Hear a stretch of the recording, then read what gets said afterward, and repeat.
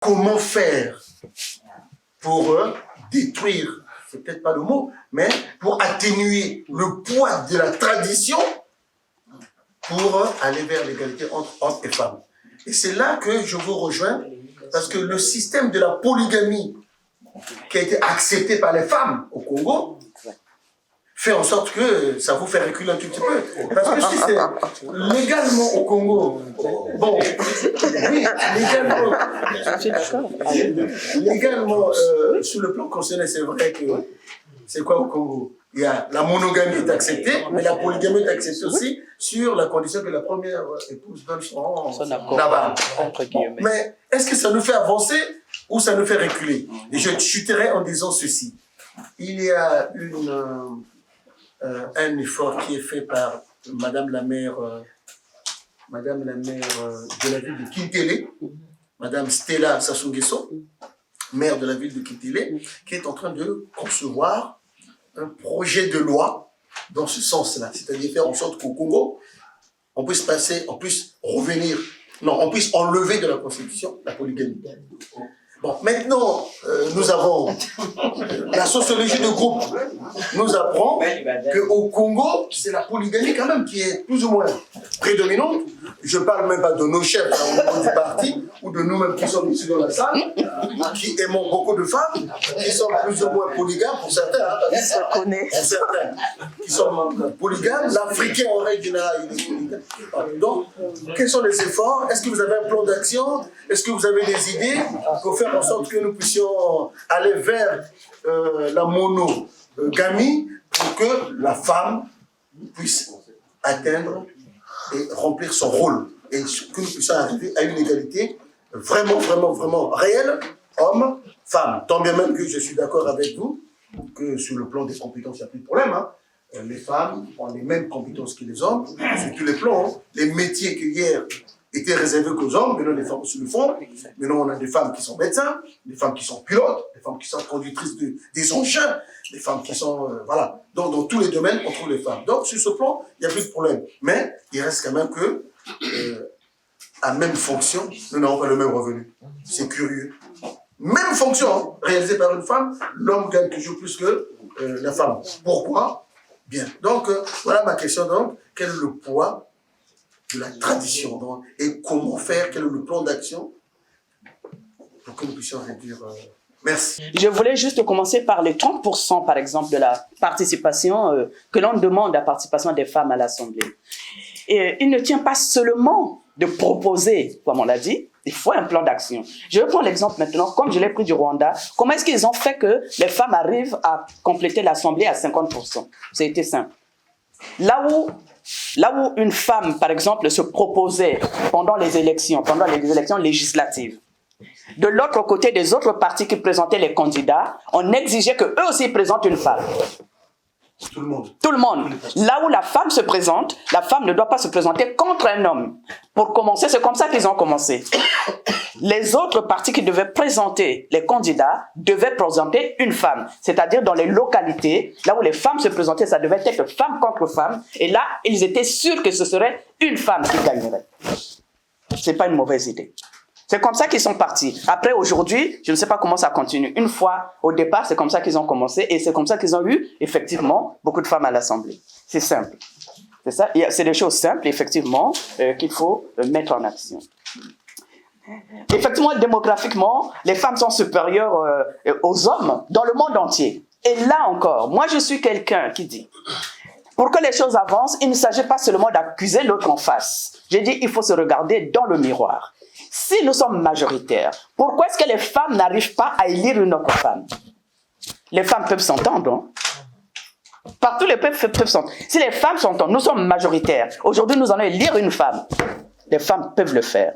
Le problème, c'est que les femmes aussi n'arrivent pas à se mettre ensemble. Les femmes aussi n'arrivent pas à réfléchir dans ce sens-là. Les femmes aussi ont une part de responsabilité. Le jour que les femmes souhaiteront que cette fois-ci ce serait une femme, les femmes le feront. Nous avons tous une part de responsabilité. C'est ce que j'ai dit, il ne faut pas. On n'est pas là pour accuser toujours les autres en face en disant c'est de leur faute. Non. C'est effectivement quand nous-mêmes, nous allons nous mettre en cause, qu'ensemble nous allons trouver des solutions. Oui, les femmes le feront un jour. Mais aujourd'hui, je pense que il y a beaucoup, je crois qu'il y a beaucoup de choses qui tournent autour de cette femme qui n'arrivent pas à un moment donné à réfléchir dans ce sens-là. Mais je sais que comme la nature reprend toujours ses droits, il y aura un jour où elles se rendront compte et elles vont se dire on va se mettre ensemble au moins une fois pour qu'on élise une femme. Le jour que les femmes mettront ça en tête, le jour que les femmes seront conscientes qu'elles ont aussi cette responsabilité, les choses changeront. Comment faire pour atténuer le poids de la tradition? Là encore, j'ai envie de dire, je l'ai dit tout à l'heure, ce n'est pas les hommes qui veulent la polygamie. Même si vous allez vers les femmes, quel homme peut m'imposer la polygamie? Je suis une femme. Si l'homme m'impose la polygamie, moi je suis une femme autonome. Je dis, merde, tu veux prendre une autre femme? Je dégage. Il n'y a pas de polygamie.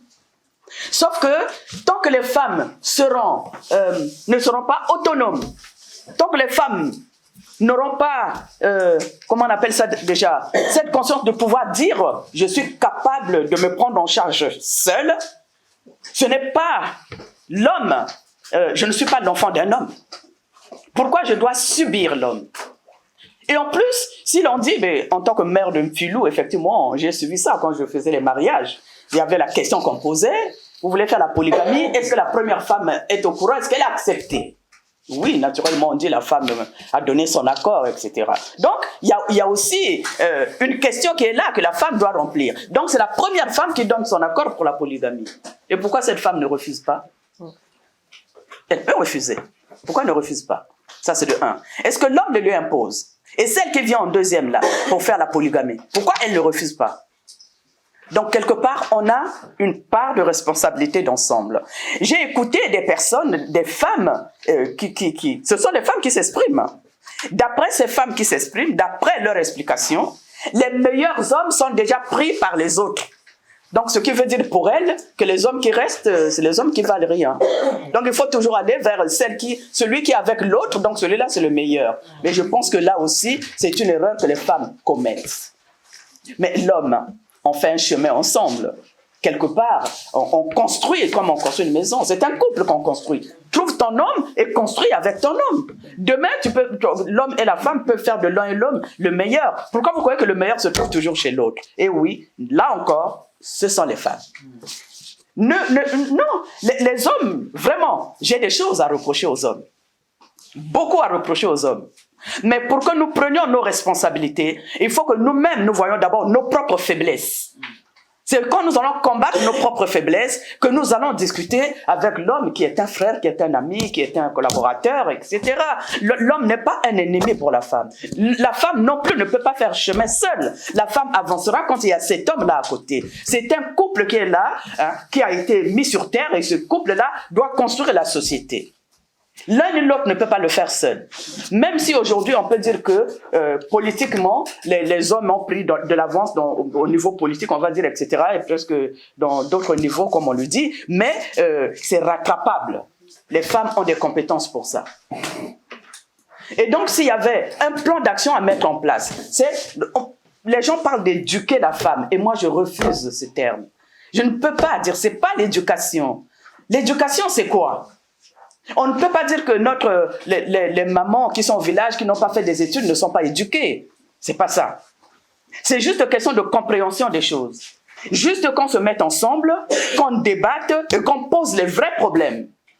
Et qu'on puisse trouver des solutions. Donc, au lieu de dire éducation, je veux dire, il faut qu'on se rencontre. Il faut que les femmes se rencontrent. Il faut que les femmes échangent. Il faut que les femmes débattent. Il faut qu'il y ait, par exemple, dans le parti, là où il y a déjà des femmes qui sont là, au lieu d'aller chercher des femmes extérieures, parce qu'on ne peut pas faire tout une seule fois, dans le parti, nous pouvons nous retrouver les femmes et débattre de ce problème. Le pourquoi et le comment. Et comment est-ce qu'au sein du parti, nous pouvons prendre des décisions qui vont aller dans le sens où la polygamie sera quelque part mis à côté, encore que ça sera très difficile. Ce problème sera très difficile. Au fait, ça sera remplacé d'une autre manière. Bon, on peut dire qu'il n'y a pas de polygamie, mais on n'empêchera pas aux hommes d'avoir des maîtresses. Est-ce que ça revient au même? Je ne sais pas.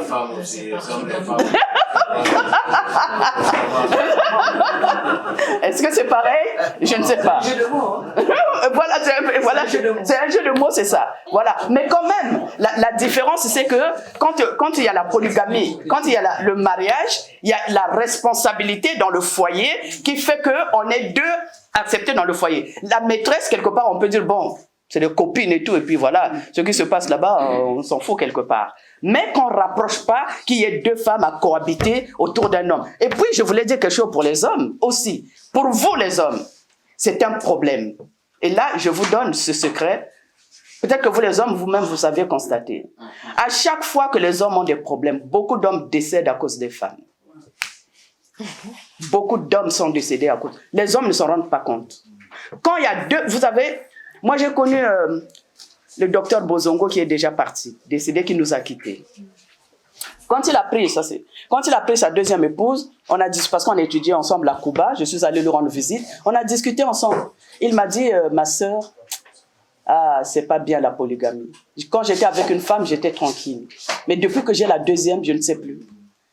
Quand je vais là, j'ai des problèmes. Quand je vais ici, j'ai des problèmes. Et le problème, c'est que chacune d'elles va vouloir qu'on l'aime plus. Et vous voulez qu'elle fasse quoi? Ben, elle va aller faire des gris-gris, etc. pour essayer d'avoir plus d'amour par rapport à l'autre. Et ces gris-gris, quand on vous met des choses dans le... Vous ne savez même plus ce que vous mangez. Donc, deux femmes, la polygamie, c'est aussi un poison pour les hommes. Vraiment, si j'avais un conseil à vous donner, à vous les hommes, essayez d'avoir juste une femme. Et je crois qu'on peut faire des débats comme ça pour conscientiser et les hommes et les femmes. Les femmes, nous sommes du poison. On peut vous faire beaucoup de mal. Et vous êtes mes frères, et pour vous protéger, je vous le dis. Demandez votre permission pour intervenir sur le second point qui concerne la polygamie. Tout à l'heure, nous avons parlé de la parité. On a bien précisé que lorsqu'on parle de la parité, c'est pas parce qu'on est femme qu'on doit exiger la parité. Il faut la femme qu'il faut à la place qu'il faut. Il faut qu'elle se fasse distinguer. C'est pour ça que je voudrais humblement rappeler qu'il n'y a pas de loi sans exception. C'est le monde qui est régi ainsi. Quand on parle du bien et du mal, il y en a qui disent que le mal c'est pas bon, mais ça, le mal, on peut pas reconnaître la valeur du bien. C'est compatible. C'est la dualité qui s'impose en nous. Donc, en ce qui concerne la polygamie, je vais vous prendre un exemple. Il y a un couple, deux jeunes, qui ont commencé leur vie très jeunes. Ils ont commencé à s'aimer au collège. Ils ont grandi, ils ont terminé l'université, ils travaillent. 10, 15 ans, ils n'ont pas d'enfants. Mais ils s'aiment. Et madame a déjà 45 ans. Elle ne peut pas mettre au monde. Ils ont fait tous les examens, ils ont constaté que c'est madame qui ne peut pas. On a fait les spermogrammes et tout, monsieur peut. Mais moi, je pense que c'est même biblique. Vous voyez que Sarah a demandé à son mari de faire l'enfant avec sa servante. Et c'est là qu'il y a eu Agar, oui, sa servante, l'égyptienne. Donc, il y a des exceptions. Et je voudrais aussi, moi je suis Nzébi. Les Nzébi, c'est des Téké. Nous sommes traditionnels, nous ne sommes pas des blancs. Nous sommes des noirs. Et dans notre tradition, quand un papa avait 2 ou 3 épouses, elles ont mis au monde, on ne sait même pas à qui appartiennent les enfants. C'est les mamans qui élèvent les enfants. On connaît seulement le père, mais on ne connaît pas les enfants parce qu'il n'y avait pas l'argent. Les femmes se battaient. Aujourd'hui, les femmes défendent. Ils veulent peu de la polygamie parce qu'il y a le matériel qui est arrivé. Ils veulent être comme les blancs. Mais les blancs, ils ont fait quoi? Ils ont mis la loi. Ils ont appliqué la loi. Les blancs, que vous voyez là, ils ont plus de maîtresses que les noirs. Hein? Mais sauf qu'ils ont peur parce que les femmes pratiquent la loi. La loi, ici, là, tu blagues, on te fait sortir avec tous tes habits et tout. Donc, pour moi, quand vous voyez là, on met un bouc. Là où on met un bouc, il y a 3 chèvres. C'est inné. Non, mais je m'excuse parce qu'il faut dire les choses correctement. Moi, je n'aime pas tricher. Donc, ça, c'est des choses qu'on devait étudier. Parce que si aujourd'hui, on a accordé la polygamie au Congo jusqu'à 4 femmes, le Congo n'est pas un pays musulman. Le christianisme n'autorise pas la polygamie. Donc, ils ont réfléchi à ça. Vous voyez que c'est une possibilité. Donc, c'est tout comme dans la parité. Il faudrait que nous soyons souples. C'est au fur et à mesure, avec tous les handicaps que les gens rencontrent, comme l'exemple que vous venez de souligner, de notre monsieur qui a eu des problèmes parce qu'il a eu la seconde épouse, c'est au fur et à mesure que la personne elle-même se rend compte. Mais ça ne s'impose pas. Ça ne s'impose pas pour chacun des hommes que vous voyez là a sa puissance à lui. Il y en a que la femme accouche, ne peut pas rester 2 semaines comme ça. Donc, pour son équilibre, il faut qu'il ait 2 épouses. Et ces femmes qui sont avec lui connaissent la valeur de leur mari. C'est des choses qu'on nous a apprises par nos mamans. Donc moi, j'interviens sur ce point parce que vraiment, c'est un point qui peut... Voilà, il a les 2 sens. Sinon, l'État congolais, qui est un grand État, n'allait pas autoriser 4 femmes. Ça veut dire qu'ils ont vu les pour et le contre. Merci, madame. La camarade ou la sœur, elle a expliqué les choses telles que ça se passe, effectivement. Sauf que la vie aussi, elle est faite pour évoluer, ma très chère sœur. Il faut qu'on évolue. Nous avons les générations futures qui arrivent. On ne peut pas leur laisser cela. Je m'explique. J'ai fait médecine. Est-ce que vous savez, quand on parle de cancer de l'utérus, vous savez comment la femme attrape le cancer de l'utérus? La femme attrape le cancer de l'utérus parce que l'homme a pris le virus chez une autre femme. Les hommes, eux, ne peuvent pas avoir le cancer de l'utérus parce qu'eux n'ont pas l'utérus. Mais comme elle prend le virus chez une autre femme, il l'emmène chez l'autre femme. On perd que s'il a 4 femmes, il donnera le virus, le cancer de l'utérus à 4 femmes. Arrêtons ça. La polygamie doit s'arrêter dans le temps et l'espace. Nous ne pouvons pas léguer ça à nos enfants. Oui, on ne va pas brutaliser les choses, mais nous allons continuer à étudier ensemble et trouver des formules pour essayer. Tout n'est pas toujours arrêté dans le temps et l'espace. Les choses continuent, évoluent, mais au moins, on va essayer de réduire. 4 femmes, mon Dieu. 5. Ah non, attendez. Non. 2. On va essayer de réduire. Mais tout est dans les débats.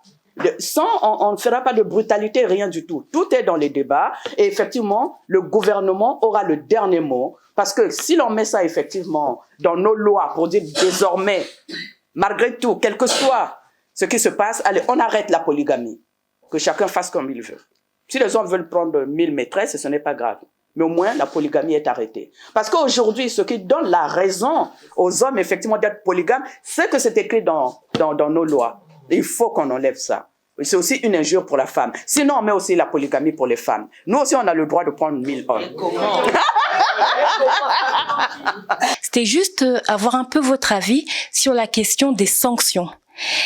Quel avis avez-vous? Est-ce que vous pensez qu'il serait pertinent, par exemple, d'établir des sanctions pour les groupements politiques qui ne mettraient pas en place les règles relatives à la parité? Et je pense, que pensez-vous? Faut-il également les étendre aux entreprises publiques? Parce qu'il y a beaucoup de grandes entreprises dans notre pays. On remarque que toutes sont dirigées par des hommes. Alors, est-ce que vous pensez qu'il serait important également de pouvoir étendre ces règles de parité ou tout au moins de pourcentage de présence féminine également aux entreprises publiques? Voilà, je vous remercie. Commencer par les partis politiques. Bien sûr, pour les partis politiques, c'est toujours le gouvernement qui aura le dernier mot. S'il faut prendre effectivement des sanctions, il faut prendre pour tous les partis politiques. Voilà. Ça, c'est comme ça, c'est pas autrement. On n'a même pas besoin de passer le midi à 14h. Parce que la femme n'a pas de différence. C'est pas parce que la femme est dans un parti ou un autre qu'elle est différente d'une autre femme. Si l'on doit prendre des sanctions, c'est pour tous les partis. Celui qui n'agit pas dans le sens de la loi est sanctionné. Pour les entreprises, alors, pour les entreprises, à part le fait que, effectivement, beaucoup de responsables sont des hommes, j'ai envie de dire qu'au Congo-Brazzaville, surtout dans l'administration, il y a beaucoup de femmes. Et je vais vous expliquer pourquoi. On est entre nous, hein, on peut tout se dire. Je crois qu'il faut se dire tout pour qu'effectivement, on puisse trouver le chemin de trouver des solutions. Alors, je suis allé au ministère des Finances. Je connais, il y a un frère qui travaille là-bas, qui est directeur. Il se plaignait. Il a dit, vraiment, on a recruté 60 personnes. Parmi les 60 personnes, il y a eu 45, tous des femmes. Il y a eu on a pris juste 15 hommes. Et pourquoi? Mais parce que les femmes sont allées exhiber leur corps et voilà, il n'y a que les femmes comprennent. Et là, nous, non, on n'en peut plus. Parce qu'on a l'impression que les hommes n'ont pas de compétences. Ça commence à fausser les choses. On a pris les femmes qui n'ont même pas de compétences. J'ai dit je suis une femme, mais je ne suis pas féministe.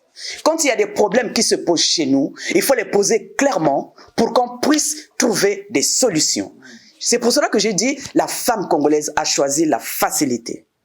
Et parce que nous choisissons cette facilité, nous n'avancerons pas dans la facilité. La facilité, on vous donne. Ce qu'on vous donne, c'est pas parce que vous méritez qu'on vous a donné. Tu peux mériter mieux, mais on te donne peu, parce que c'est celui qui donne qui t'offre quelque chose. Il faut aller vers les compétences. Oui, nous avons beaucoup de choses. Autant, on peut dire les responsables, tant que sont les hommes, autant on va dire dans les entreprises ou dans l'administration, il y a plus de femmes. Il faut que ça s'arrête. Il faut là aussi que ça s'arrête. Il faut que le pays, notre pays, et comme nous parlons, nous sommes ici avec notre parti, il faut que notre parti essaie un peu de voir ce problème-là pour que, quelque part, les femmes puissent être quelque part à partir de leurs compétences. Et même quand je dis maintenant, même quand je le dis en parlant de l'Assemblée, je ne dis pas qu'il faut prendre n'importe quelle femme et mettre à l'Assemblée. Non plus. Il faut pas qu'il y ait 10 femmes à l'Assemblée qui ont des compétences. Ce n'est pas là le problème. Et si c'est pour mettre tout et n'importe quoi, on n'aura pas fait grand-chose non plus. Nous avons des compétences. Exhibons nos compétences. C'est effectivement quand nous allons exhiber nos compétences que l'homme en face de nous aussi va nous regarder avec un autre regard. Mais tant que nous allons nous rabaisser toujours, mais qu'est-ce que vous voulez que l'homme fasse? Donne.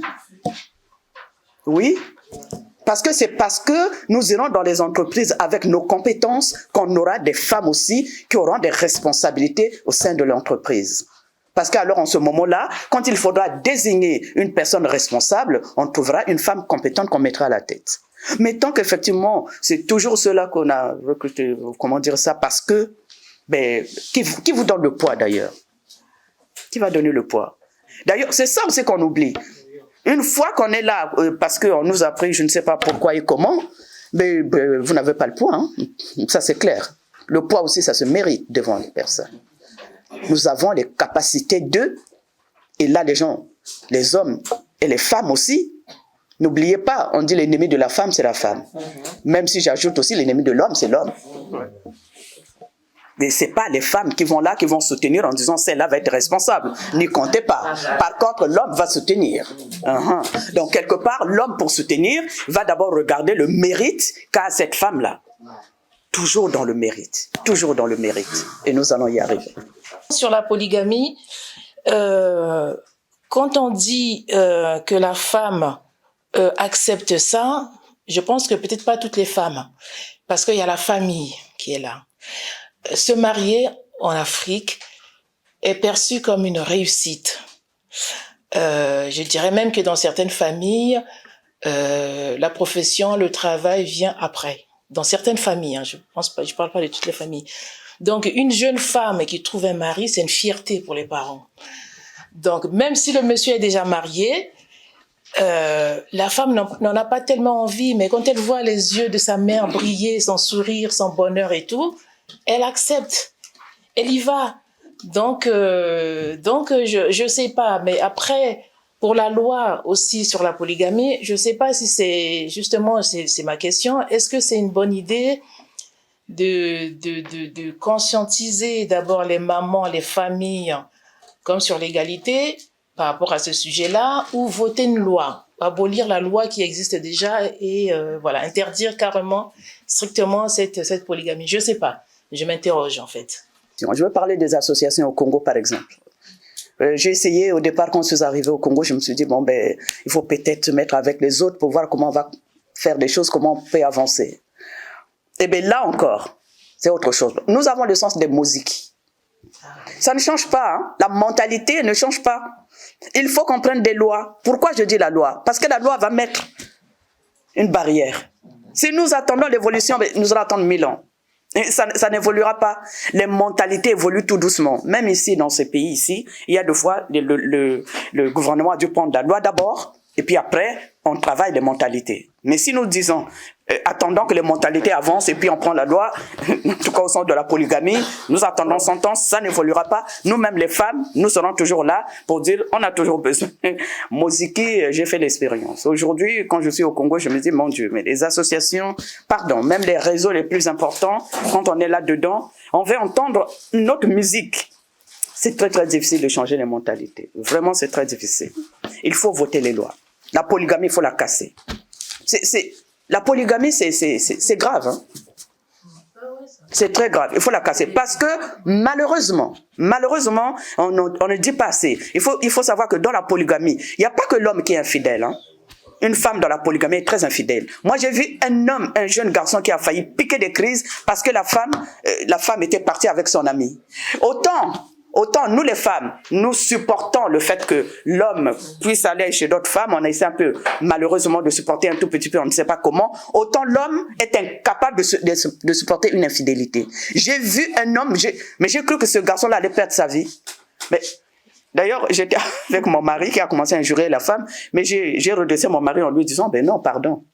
Vous les hommes, vous le faites tous les jours. Et pourquoi est-ce que si la femme parle, vous créez un problème? Il faut que vous... Je crois que c'est les gens qui doivent comprendre, c'est bien les hommes de comprendre qu'à un moment donné, la femme aussi, oui, non, il faut que la loi exerce vraiment.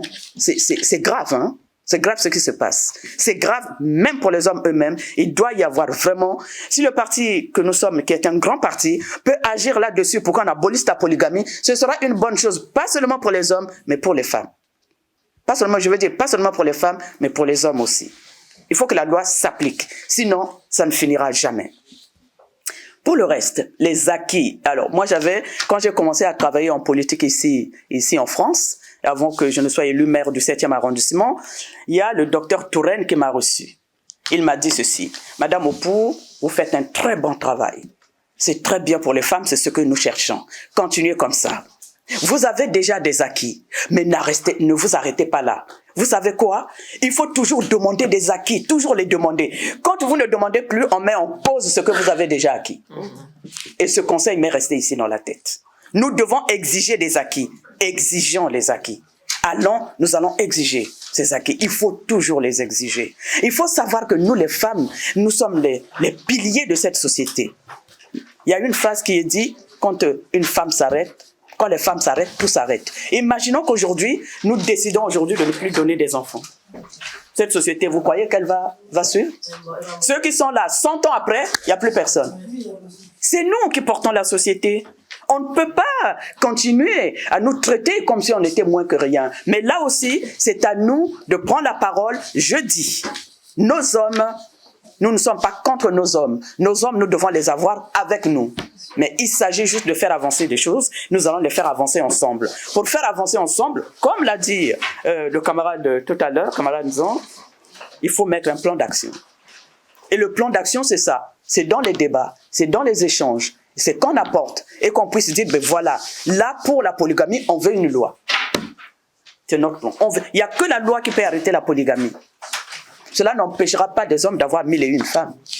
Mais au moins, il y a ce frein qui sera là pour que la femme qui est là ne soit pas toujours là à se dire un jour, ben, on va m'amener une femme et puis voilà, quelque part, même si on ne donne pas notre accord, on va nous l'imposer de toutes les façons. Quelle force nous avons de pouvoir dire à un homme, ne prends pas une autre femme? Ou alors, la chose qu'on a à faire, c'est partir tout simplement, claquer la porte et dire, bon, la polygamie, c'est pas mon affaire.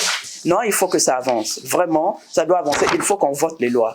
On votera la loi d'abord, qui va sanctionner, et puis après, non, voilà. C'est comme exactement pareil pour l'Assemblée. Au départ, on prend une loi. Et cette loi-là, effectivement, va marteler.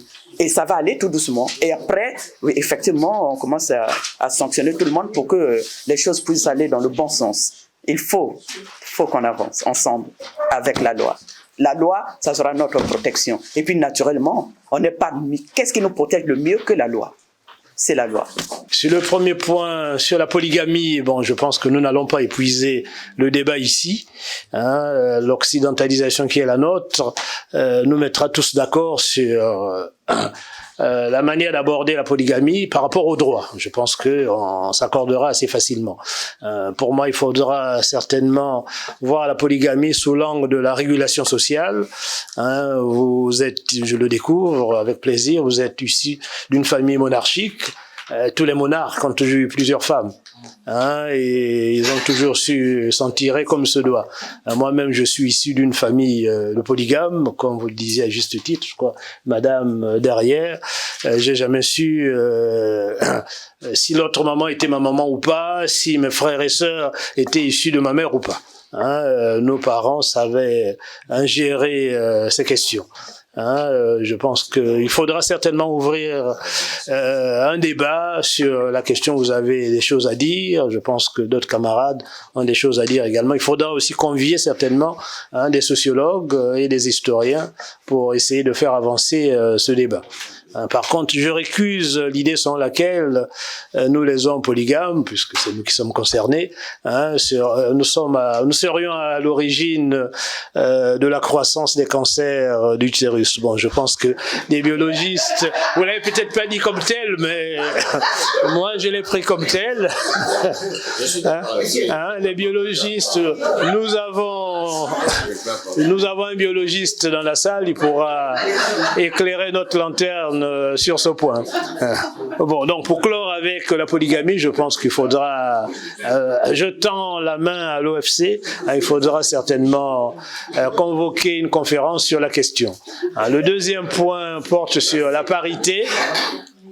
Pour parler de parité, ça veut dire qu'il faut qu'il y ait suffisamment de femmes en politique. Si vous confinez les femmes à l'éducation des enfants, c'est sûr qu'elles ne viendront pas d'elles-mêmes en politique. Vous voyez bien même en France, là où nous nous trouvons, la parité fait toujours débat. Les partis politiques préfèrent payer des pénalités plutôt que d'avoir des listes égalitaires hommes-femmes. On a fait une petite avancée chez nous en octroyant 30% de sièges aux femmes. Bon, l'Assemblée nationale, je crois, compte 150 députés. Aujourd'hui, il y a 17 femmes à l'Assemblée nationale, donc ça fait même pas 10%. Il faudra se battre. Déjà au niveau du parti, sur les 2000 candidatures à la prochaine législature, il faudrait certainement faire en sorte qu'il y ait suffisamment de femmes mais en position éligible. Ça veut dire qu'il faut que nous fassions aussi un effort au niveau du parti pour que ces femmes puissent accéder à ces postes de responsabilité. Le dernier point sur lequel j'aimerais insister, c'est la place des femmes dans le débat sur le réchauffement climatique. Pourquoi? Mais tout simplement parce que le secteur informel dans lequel les femmes excellent, qu'est-ce qu'elles vendent? Ce sont les produits de la terre. Avec le réchauffement climatique, leur gagne-pain risque d'en souffrir. Je prends un exemple tout simple. Les fruits et légumes dans nos pays, qui les commercialisent? Ce sont les femmes. Qui fait le travail de la terre après que les arbres aient été abattus, les souches aient été abattues et retirées par les hommes? Le travail de la terre, donc, qui aboutit à la production des fruits et légumes, ce sont les femmes. Donc le débat sur le réchauffement climatique impacte sur ce secteur d'activité qui est l'informel. L'informel détenu à 90% par les femmes dans nos pays. Et l'essentiel de leurs revenus sont reversés dans le ménage. Donc la place des femmes dans le débat du réchauffement climatique, je pense qu'il faudra aussi certainement en faire un débat. Donc je ne vais pas m'étendre là-dessus, je vous tends la main pour voir comment revenir une autre fois, à une autre occasion, sur la question de la polygamie et la place des femmes dans le débat du réchauffement climatique, qui est pour moi une question d'avenir, l'avenir de nos sociétés. La plupart d'entre nous ici, nous avons eu des mères qui étaient commerçantes. Ou qui commercialisaient ceci ou cela pour apporter à manger à la maison. Je ne parle pas des familles ouest-africaines, là où c'est institutionnalisé. L'homme remet une certaine somme d'argent à la femme pour qu'elle développe un commerce. Bref, je préfère m'arrêter là et vous retendre le micro. Je dis et j'insiste, la polygamie doit s'arrêter d'une façon ou d'une autre. Nous pouvons tout dire, donner toutes les raisons, la polygamie au Congo doit s'arrêter, on en a marre de cette polygamie.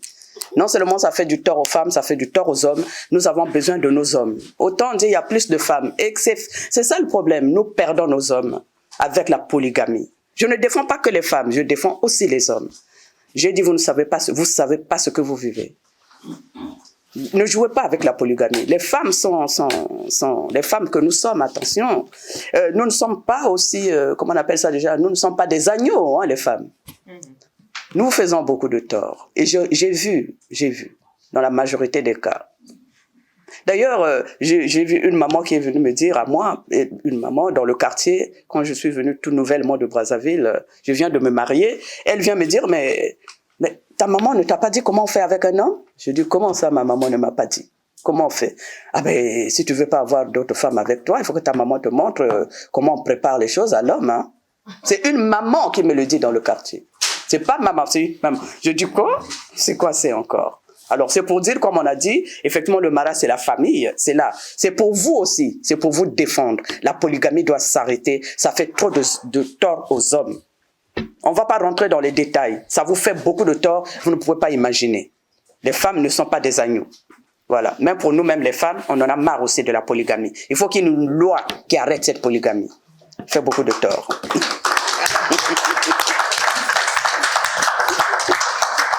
Merci mon monde. Alors, donc là, en prenant l'exemple de la France, en disant que il y a les partis qui préfèrent payer les pénalités, tous les exemples ne sont pas à suivre. Voilà, ce n'est pas un bon exemple, donc on ne suivra pas cet exemple-là. Nous voulons la parité chez nous. Nous n'avons pas dit que cette parité doit venir du jour au lendemain. Nous disons, nous allons travailler ensemble. On commence 30%, on dit, peu importe. Mais petit à petit, nous devons travailler pour que cette parité voie le jour. Chers frères, on est ensemble. C'est ensemble que nous allons construire notre pays. Pour le réchauffement climatique, j'ai envie là aussi de dire, en ce qui concerne des femmes qui sont dans le commerce informel, si ça ne dépendait que des femmes, les champs, nous voyons comment les femmes font leurs champs. Le réchauffement climatique ne vient pas de ce que les femmes vendent dans leur secteur informel. Aujourd'hui, même dans la production du pétrole chez nous, le réchauffement climatique vient de là. Moi, j'ai assisté à une conférence, là où ici, en Europe, on est en train de dire, ils disaient qu'en 2023, bientôt, ils vont arrêter toutes les exploitations de pétrole en mer. Voilà. Donc, parce que ça provoque le réchauffement climatique. Ça, ce sont des industries qui font, ce n'est pas effectivement, pour ceux qui abattent les arbres dans les forêts, etc., ça joue. Là aussi, nous allons travailler. Ce ne sont pas les femmes qui abattent les arbres. Hein. Ce sont encore là les hommes qui vont abattre les arbres. Mais enfin, bref, on porte tous la part de responsabilité. Ça, effectivement, il faut qu'on mette notre sens, nos compétences ensemble, les hommes et les femmes, pour éviter encore qu'aujourd'hui, nous, au Congo-Brazzaville, ce réchauffement climatique n'est pas encore tellement de mise chez nous.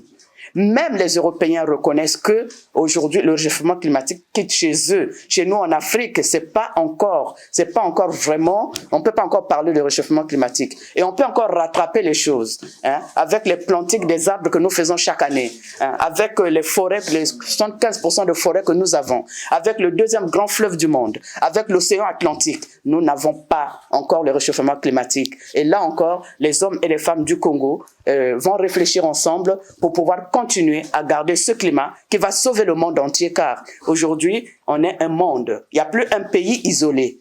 Hein? La société, notre monde est devenu un seul pays. Et dès que chez nous, ça marche, naturellement, on apporte un peu le bol d'air aux autres. Donc nous allons continuer, nous allons profiter de ce que la nature nous a donné. C'est-à-dire nos terres, notre climat. On a un très beau climat. Il faut qu'on continue comme ça. On va maintenant essayer d'éduquer effectivement les personnes pour qu'on puisse abattre moins les arbres. Mais ça aussi, c'est le gouvernement qui doit prendre des décisions. Aussi, le gouvernement pouvait prendre une loi pour interdire cela. Aussi, là, ça marcherait. Mais interdire veut dire donner d'autres possibilités aux gens, par exemple, qui ont besoin des charbons pour faire la cuisine. Comment est-ce qu'ils vont faire s'il n'y a plus de charbon? Là aussi, ça c'est un autre problème. Donc ça c'est le gouvernement qui peut prendre des moyens, avoir des moyens pour essayer d'apporter ce dont la population a besoin aussi, pour éviter qu'on abatte les arbres ou bien qu'on détruise nos forêts. Sinon, pour le reste, aujourd'hui encore, nous ne sommes pas à ce stade de réchauffement climatique. Voilà. C'est d'ailleurs nous qui apportons de l'air à cette société. Ce sont les Occidentaux qui doivent arrêter le réchauffement climatique chez eux avec les nucléaires et autres qu'ils mettent en place pour anéantir le monde. Il faut qu'ils s'auto-regardent. Pas là. Il ne faut pas qu'ils nous emmènent voilà, leurs erreurs. On ne va pas non plus tout accepter. Mais on peut mettre le point là-dessus. François Kifika, pour le mot de fin de clôture de nos travaux. Camarades du Parti congolais du travail, nous voulons d'assister là à une première que nous, militants du Parti congolais du travail, en France, nous avons pris l'initiative d'organiser cette rencontre. Mais soyez-en rassurés que nous ne sommes pas à la dernière rencontre. Parce que pour nous, c'est un grand plaisir, un réel plaisir de nous retrouver, d'échanger, de partager et d'être surtout ensemble. En tout cas, camarades, merci. Merci d'avoir accepté notre invitation et certainement, on va se retrouver à la prochaine occasion. Je vous remercie. Seul la lutte libère. Seul la lutte libère. Tout pour le peuple. Rien que pour le peuple. Tout pour le peuple. Rien que pour le peuple. Merci. Afrikili TV. Afrikili TV, c'est du sérieux. Afrikili TV, ici, vous avez la parole. La chaîne de télé sur le web, pas comme les autres.